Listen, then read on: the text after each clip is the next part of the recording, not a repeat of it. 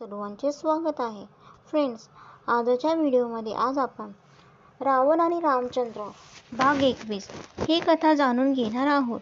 त्याआधी तुम्ही जर चॅनलवर नवीन असाल तर चॅनलला सबस्क्राईब करा. सीतेचा अशोक वाटिकेत प्रवेश.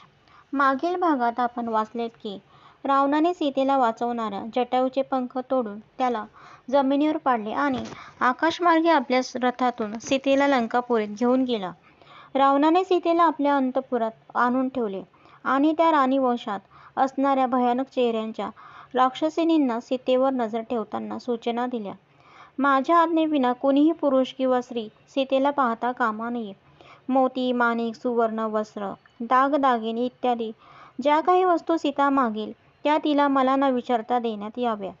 चुकून किंवा जाणून बुजून जर सीतेला कोणी काही बोलले तर त्याला दुसरा तिसरा विचार न करता मारून टाकले जाईल. अशा प्रकारच्या आज्ञा त्या प्रतापी रावणाने त्या पहारेकरी राक्षसिणींना दिल्या.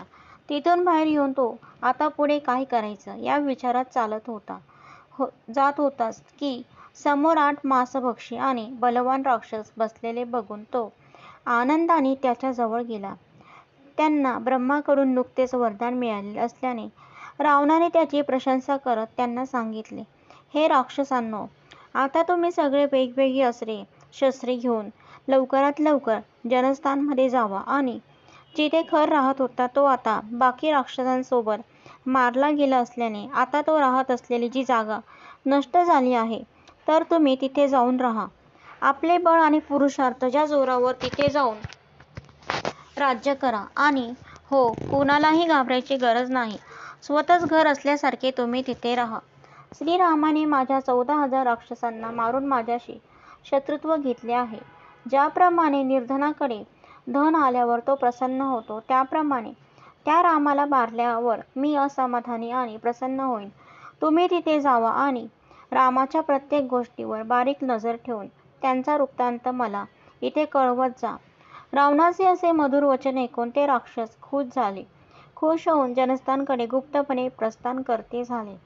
सीताहरण करून रावण प्रसन्न मनाने लंकेत राहू लागला.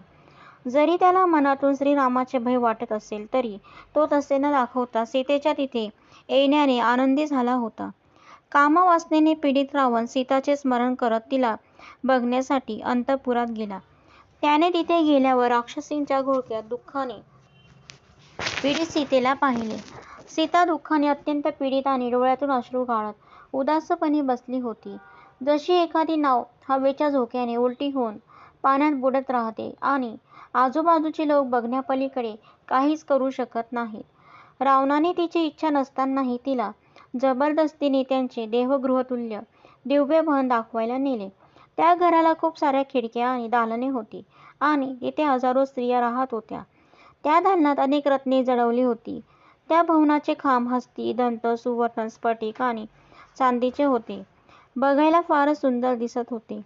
त्या दालनाच्या भिंती फारच सुबक आणि रंगबिरंगी काचेच्या तुकड्यांनी सजवल्या होत्या. शिवाय त्यावर विविध रत्ने, हिरे, पाचूंची नक्षी काढली होती.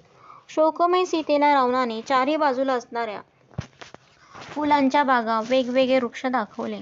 सीतेला त्याच्या लोभात फसवण्यासाठी तो बोलला, हे सीते, मी 10-22 म्हणजे 32 करोड मोठ्या भयंकर राक्षसांचा स्वामी आहे. रावण आहे मी, दशानन रावण. हा समस्त राजपरिवार तुझ्या सेवेसी आहे. हे विशालाक्षी, माझे जीवनही तुझ्या स्वाधीन आहे, कारण मी तुझ्यावर माझ्या प्राणापेक्षाही जास्त प्रेम करतो. हे प्रिय सीते, माझ्या राणीवंशात जेवढ्याही माझ्या स्त्रिया आहेत त्या सगळ्यांची तू स्वामिनी बनून राहशील, जर एकदाच माझी ही प्रेम भावना समजून मला स्वीकारशील. हे सीते, मी तुला आता जे काही बोललो आहे ते मान्य कर, अन्यथा याचे परिणाम चांगले होणार नाहीत.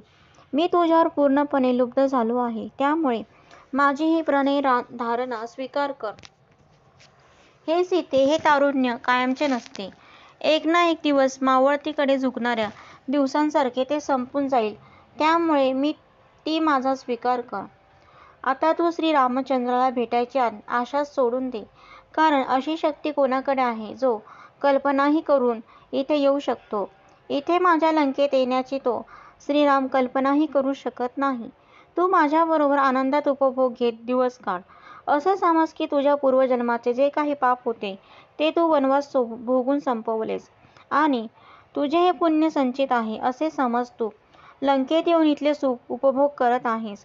इथल्या सुंदर सुगंधित फुलांच्या माळा, चंदनासारखे सुगंधित पदार्थ, दिव्य आभूषणे हे सगळे तू माझ्याबरोबर राहून उपभोग. त्याचा सगळ्यांचा तू पुरेपूर उपभोग घेऊ शकतेस. पुष्पक विमान जे मी युद्धात माझा भाऊ कुबेरकडून जिंकले आहे, त्यात बसून तू माझ्याबरोबर पाहिजे तिकडे विहार कर. हे विशालकाय, रमणीय आणि सर्व विमानात उत्तम आहे.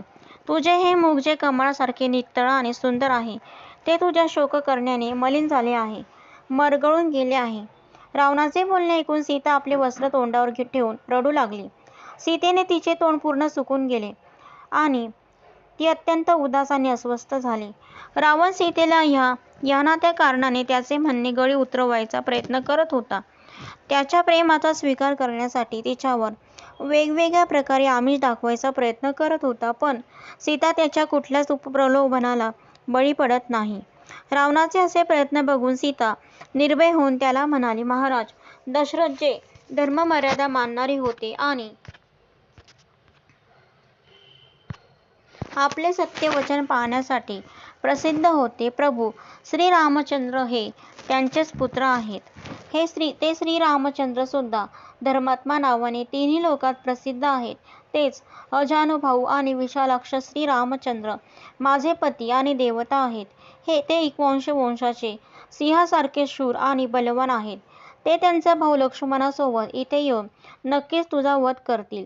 जर तू त्याच्या उपस्थितीत मला बळाने हरण करायची कल्पना जरी केली असतीस, तर आतापर्यंत तूही खर आणि बाकी राक्षसांसारखा चिरनिद्रा घेत इथे पडला असतास. तू ज्या बलवान राक्षसांबद्दल आता बोललास ते सर्व श्रीरामापुढे येताच तसेच बलहीन होतात, जसे विषारी साप गरुडासमोर जाताच विषहीन होऊन जातात. जर श्रीरामचंद्रांनी नुसत्या त्याच्या क्रोधित नेत्रांनी तुझ्याकडे पाहिले तर तू जागेवर भस्म होऊन जाशील. आणि ऐक, जे श्रीराम आकाशातले तारे तोडून जमिनीवर आणू शकतात किंवा नष्ट करू शकतात किंवा समुद्राचे पाणी आटवू शकतात, ते श्रीरामचंद्र त्यांच्या प्रिय सीतेला इथून सोडवून आपल्यासोबत घेऊन जाऊ शकतात. ज्या प्रकारे मंत्रांनी विद्याविभूषित आणि बाकी पवित्र गोष्टींनी केलेली यज्ञवेदी कुणी चांडाळाने स्पर्श करण्यास योग्य नाही, तशीच धर्मतत्पर श्रीरामचंद्राची पतिव्रता धर्मपत्नी तुझ्यासारख्या पापी राक्षसाने स्पर्श करणे योग्य नाही. हे राक्षस, हे शरीर निश्चेष्ट आहे.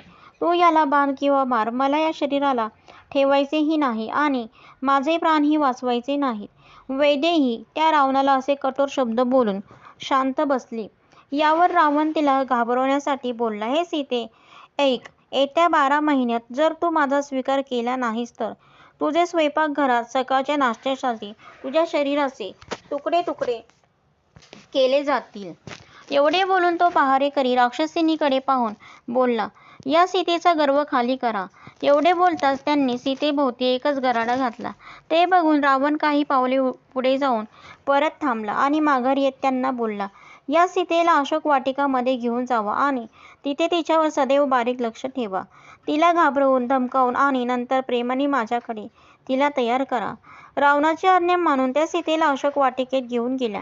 त्या अशोक वाटिकेत असे वृक्ष होते ज्यांना तिथे 12माही फळे असायची आणि वेगवेगळी सुगंधी फुले यायची. शिवाय निरनिराळे पक्षी तिथे राहायला यायचे.